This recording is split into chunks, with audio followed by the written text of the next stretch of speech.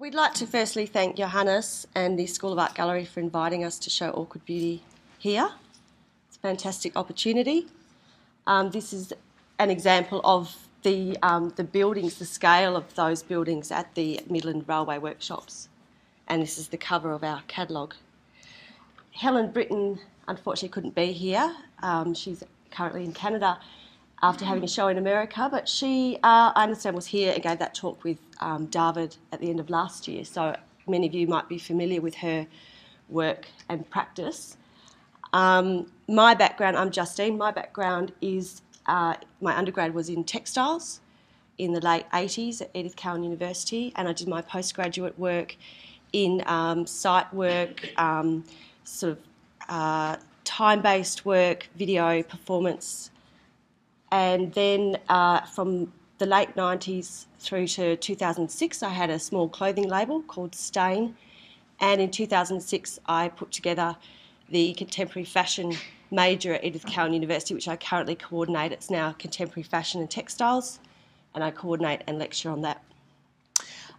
So I'm Michelle, and I'm the photographer behind all of this. My background, I did my undergrad at ECU, and then I swiftly moved overseas and was based in Milan for about 8 years, working in the industry. Never wanted to be involved in fashion, but it sort of adopted me, and that just happened. Came back to Perth at the beginning of 2006 and began then lecturing and working with photo media at ECU as well.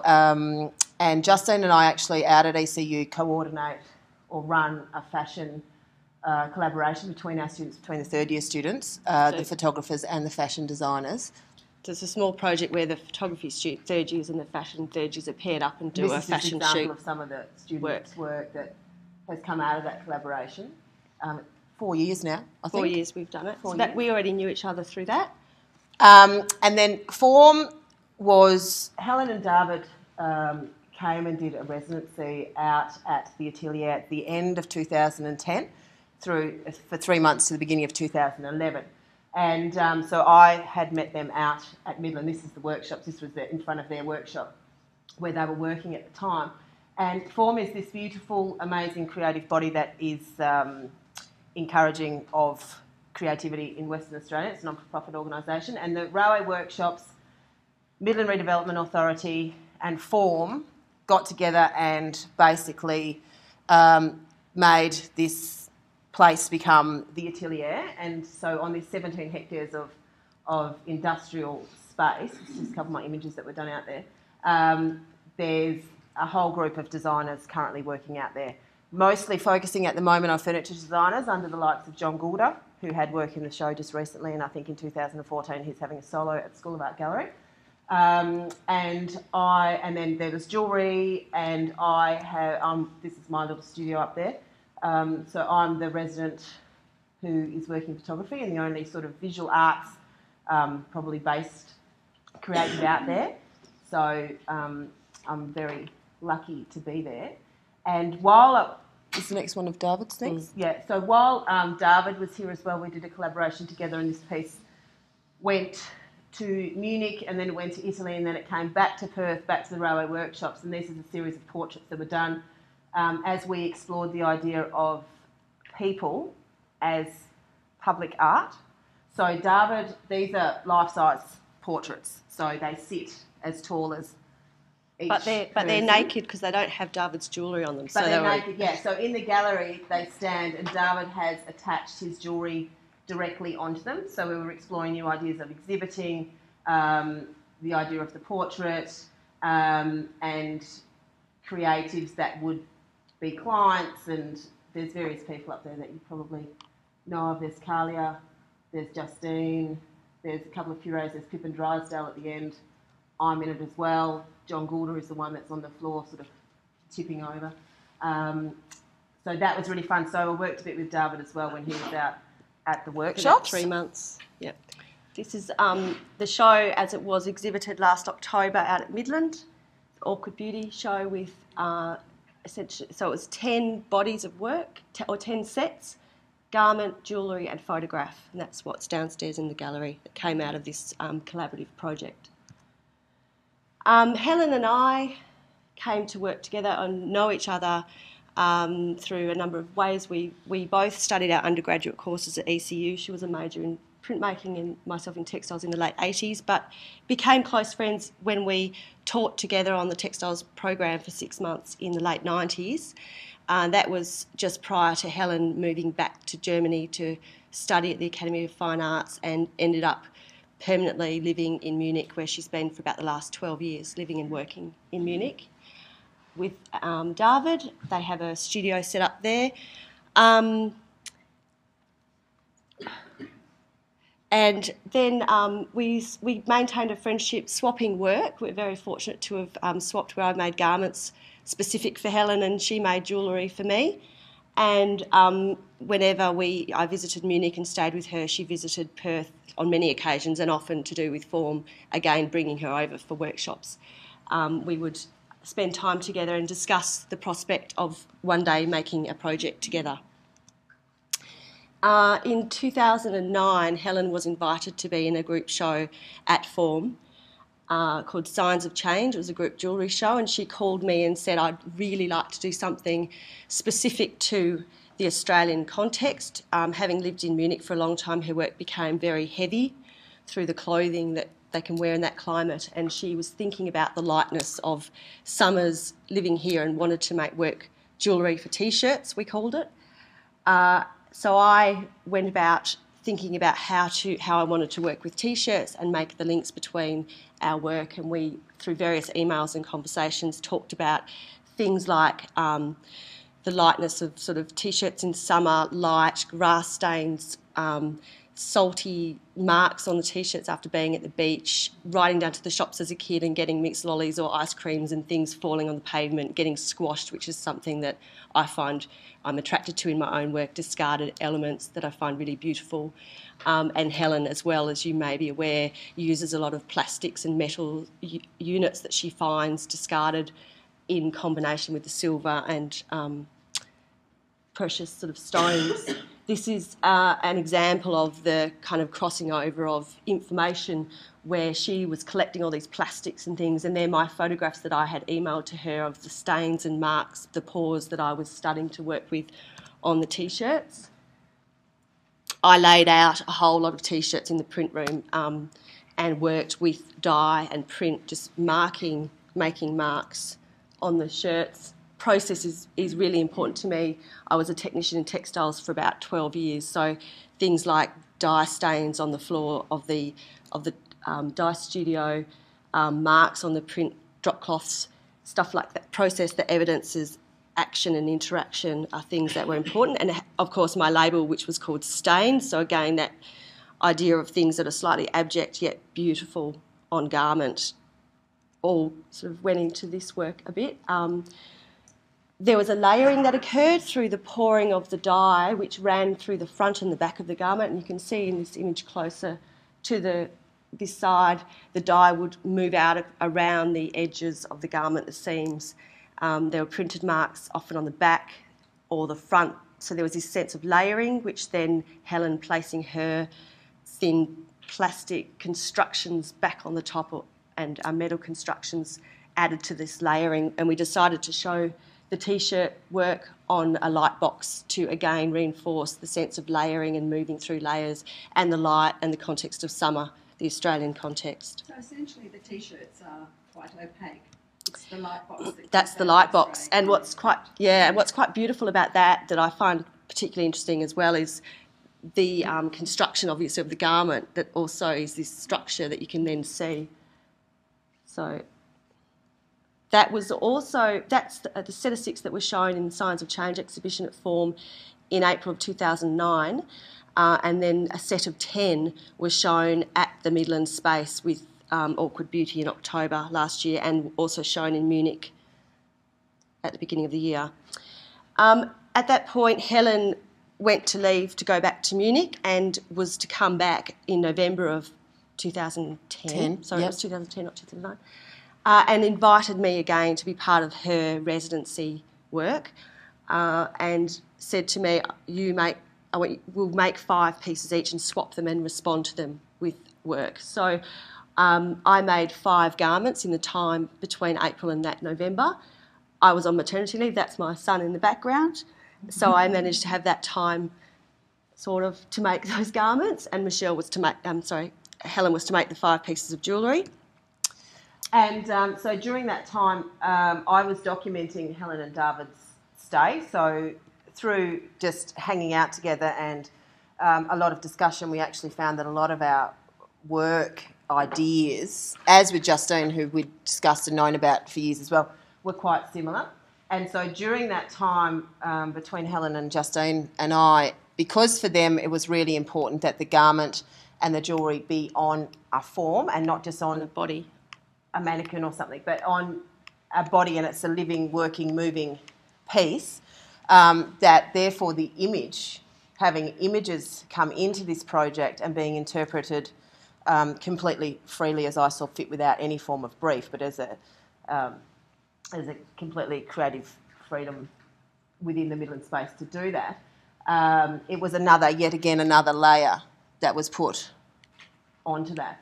So I'd always worked, this is a past image of mine, where I'd always worked with the idea of displacement, about, again, rubbish and urban space, and something always a bit off, whether it be a head cut off, whether it be paint on the body, whether it be a man wearing a skirt, the architectural lines in the background, and still coming back to those formal elements of, for me, photography and construction, but then always finding that beauty in something that wasn't considered classically beautiful, hence Awkward Beauty. It's partly where the title came from. So this is Helen working in the space, constructing one of her brooches that she would give to me and I responded to.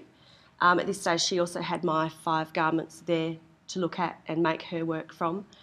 There's another piece on the catalogue there as well, and you can sort of see the way that she works, which is joining elements, very much about the construction of elements, placing elements together, process. The collection of matter, again, for all of us, is this sort of collection of things from the environments around us and the experiences that we have, crosses over between each of our forms, I think. So that's one of the pieces. The nature of the response, so there were the 5 pieces that each of us made that drew on previous interests, formal concerns, experiences and things like that, visual research that we'd collected over the years and been making work with, was one thing. And then the response was another thing, where the way I think that we responded is different with every piece. So in this case, for me, looking at the work, handling the work, finding a cloth that somehow complemented or contrasted or created attention to the jewellery. In this case, the grid that forms a structure on which this strange kind of collection of parts can sit. I also have used the kimono a bit in my work, whether it's the one on the left is you can see the kimono as a skirt, whether it's repositioned, so that's the back line at the front of the skirt, the centre back at the centre front, pulling the kimono apart, using the cloth in garments and redesigning garments from the kimono.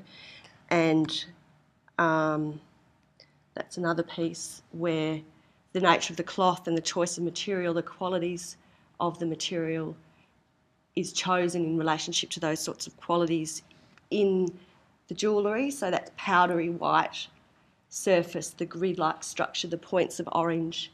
And this garment that went with this one was very much about almost collaging with cloth to form a set of visual relationships on which that brooch could operate. And another important thing about these 2 pieces particularly is the garment is very much designed to allow that heaviness, the weight of the brooch to sit on it. So there's this reinforcing within the structure of the garment that in a sense makes it quite site-specific, so that brooch belongs in that place on the garment. So this is just a bit of a detail of that shot as we were sort of going through and I was doing my images. And again, for me, it was all about a response to the idea of structure and hence, the architectural lines, the reinforcement of space and the cutting, the piercing, and then that's the final artwork for this piece. The idea of there's the ribbon that runs through, and this yellow detail, and there's chains that run through the windows, which are architecturally sound but a little bit off kilter because it's open. The light that's coming in that's piercing and that's cutting, and ultimately about trying to make something that's hard look soft and something that's soft look hard. So it's about finding that tension for me in the response to Justine and Helen's into the object that's become ultimately the subject. And Pamika, who is the model, I wanted someone who wasn't this classic WA blonde beach baby model type. There needed to be something different about her, almost this awkwardness as she was walking through this narrative of images. So she has a part Asian background. I think her mother's Asian and her dad's Irish. So there was this beautiful mix of her skin and her tones, but she's quite delicate and vulnerable, and she's not this classically beautiful, commercially seen catalogue model. So that's why she worked well for me and for the project, because she travels through this narrative of time and space and never looks at the camera and is taking a journey in these clothes and structures that then become sculptural. Yeah, I think also something that's interesting, there wasn't a linear way that these responses occurred. We were still making some of the garments and jewellery when we started shooting. Michelle started shooting, and this was one of the last pieces that was finished as in terms of the garment and then shot, along with another one that we'll show with the odd sleeves. And for me, that it very much incorporated the knowledge of having worked with Pam, the model, and that vulnerability where the line of yellow ribbon actually runs and connects through the two garments. The two garments actually belong together, and there's an awkwardness and a difficulty in terms of putting that garment on the body that is quite interesting in relationship to how I was responding to Pam as a model. Sounds funny. Yeah, it's difficult for her. Poor Pam. And again, this is quite interesting in the fact that the Helen's necklace in this is made up of components, and for me, so it's the tiny little flowers, plastic flowers that aren't actually held into that piece with anything. The construction and the structure allows for those pieces to sit there. There's no actually wire or line or anything holding them into place. They're firmly held because of the construction of it. So when I was dealing with this piece and the top that Justine had made for this response was squashed. Now, you possibly can't fit in, but there's a dodgy old piece of crumpled up Penthouse magazine that was still in this room, probably from the 1970s, that's still there, that for me referenced Justine's squash and the idea of the colour in the legs and those bright flashes. So it's quite a muted palette, but the bright flashes of orange that come from the components that reference Helen's necklace, and the vulnerability of her in the light, but still that classic structure, and almost going back to the glamour masters that dealt with the sculptural. Yeah, and I think the nature of holding and the way that elements are integrated and very beautifully held in the forms is something that we all find a common interest in. With Helen's work, it's that exactly what Michelle was saying, where there's no line holding these pieces in. They are held within that design of the outer shell. And with the crushed top for this piece, there are odd parts of the cloth where the seams in the construction of the bodice have been opened up and these pieces have been put in and then stitched. So there's this kind of integration within that form that, again, is quite beautiful how Michelle picked up on the units in that funny train light, and how they're held within that shell as well. Again, this one has an example of the paw, which I'd used in the T-shirt, so I'd worked that into the skirt, which was then very much draped, and the crush as well, which has been something that I've used a lot previously in my work. I'm quite interested in that point of shift between fullness and flat, and the poetic aspect of that as a moment, a very defining moment, and what occurs, and essentially they're equal yet different in form. This is an example of a previous work where it's a bodice with a bishop sleeve, which is a very full sleeve that has been completely crushed. And it also goes back to my love of these sort of abject, discarded bits of paper that you see that cars have driven over and over and over, and they're quite beautiful in that form of being completely crushed. Drawing, this is just a little sketch, but again, that drawing is very important, I know, in Helen's work, and it's been very important in my work, just visualising ideas and a sense or a gesture, a notion of, say, fullness. So the idea of play. Visual play. Yeah, and piecing things together, and again, the whole idea of components and layering, and just the visual research in all of our, obviously we all do it differently. Like Helen and Justine will do it a lot more through drawing, whereas I'll take lots of tiny little snaps and stick them up all over the place and work out what I'm doing, where I'm going, and what it's about. So it's about playing and piecing and finding the right echo for what we're, I suppose, trying to ultimately say. And this, we came up with the title when we were doing this image, actually, because it's completely awkward, because there's a big pile of rubbish smack bang in the floor. And for me, the idea of that history, so and the respect to, I suppose, the photographic process of using a square format camera, still using film, so slowing things down so there can be that attention to detail. It's not all just about the quickness and that flashing moment. And like with Helen's work and with Justine's, it's almost sometimes about, it's that quiet. It's trying to find that moment of quiet when everything else around you is quite chaotic, and it's finding that stillness and the poetry that sits within that. And so a frame within a frame, a door within a frame, the window within the frame, and those architectural lines, and still this piece of rubbish on the floor that's made up of bird poo and everything else that's going on in these old workshops. There's still something beautiful about it that just sits there like a structure that does reference ultimately then the garment and the brooch, and sort of comes together in that way.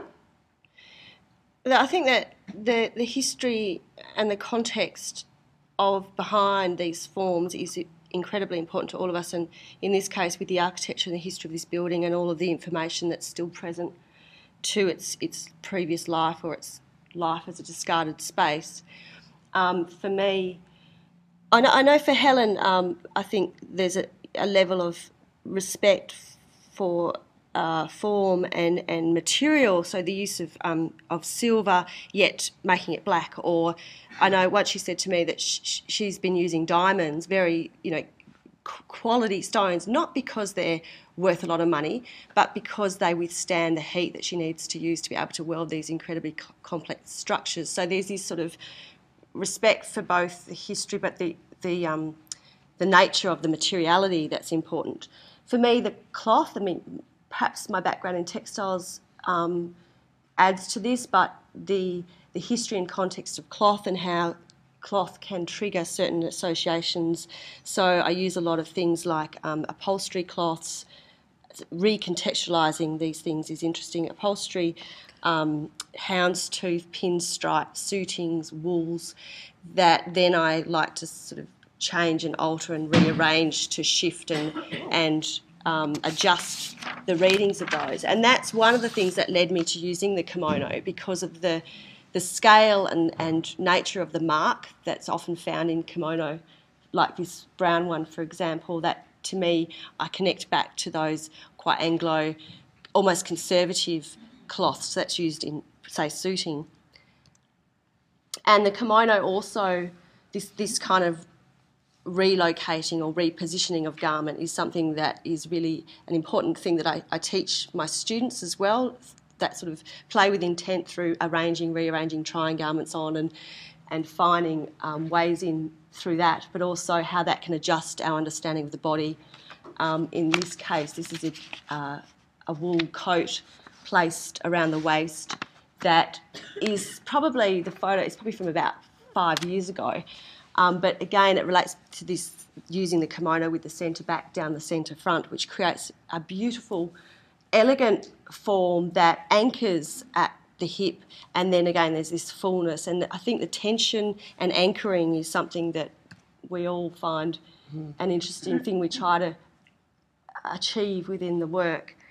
This is my studio, and there's an example of that dress, the brown dress, which is also the same cut as this one that's in the show, where I've used the cut of the kimono with that centre back and incorporated that into a draped garment. So the whole garment's been redesigned and made in response to positioning the kimono in the way that I did on the body.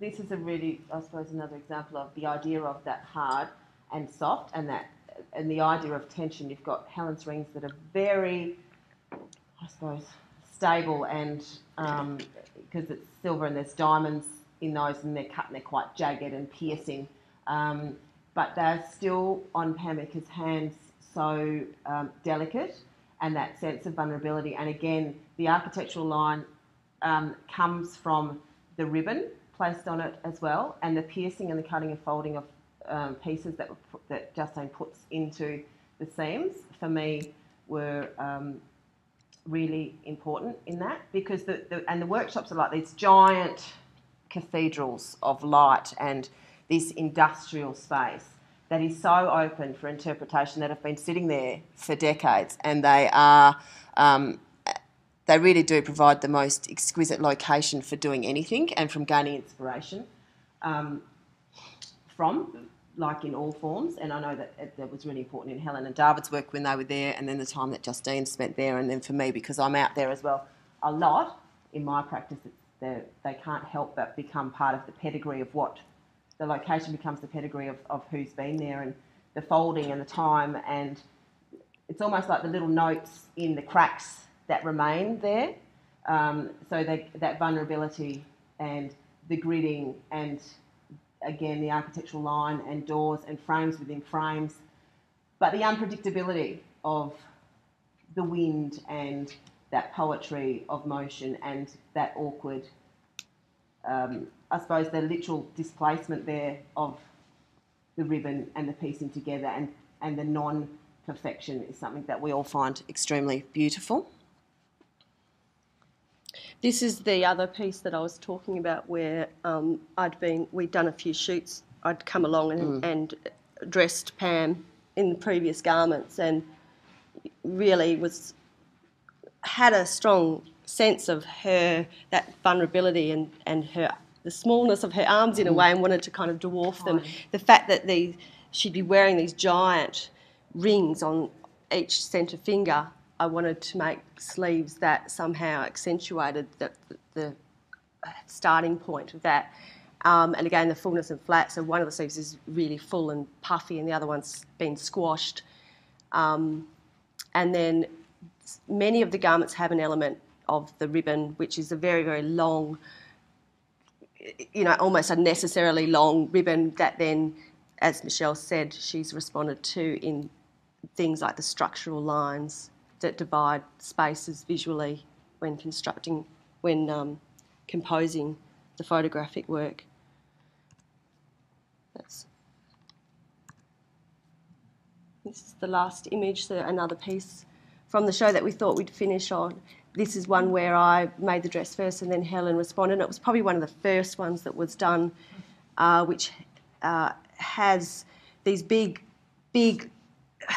oversized lumps of cloth incorporated into the side seam. So there's this almost cumbersome amount of cloth that seems to slightly want the garment to topple over, which Helen then responded to with her brooch that has the three elements that sits up. So there's this play of visual balancing responding to the weight, the visual weight of the pieces.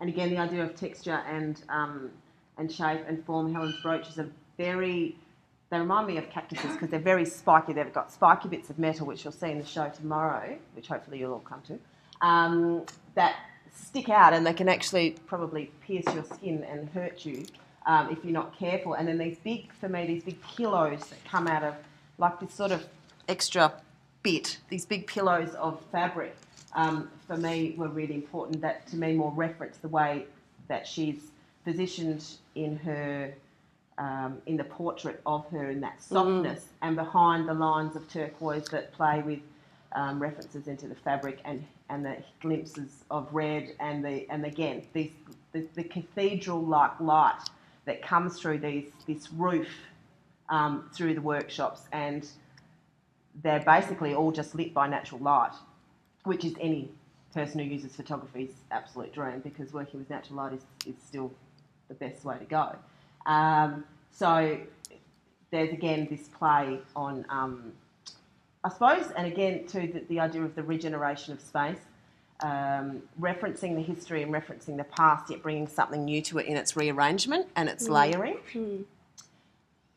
When you said about the gesture that she holds and that relating to the form of the garment, I think that's something else that's really important for me and for you as a photographer, the notion of gesture and how one holds one's body and the formal line that makes, and that for me is how I approach the garments, that the garments have a gesture and the garments occupy space in a particular way and an arrangement of form within space. And I know with Helen's, the crush top, for example, with the held orange components, there's this echoing of line in that necklace that she was responding to this funny bit of mine that's incorporated into the top that hangs down in an awkward kind of way. So there's this almost like drawing way of considering gesture and form, which is really quite nice as an overlap through the three forms. And structural. Yeah. So we thought we would go over time, but we seem to have done quite well or gone slightly under time.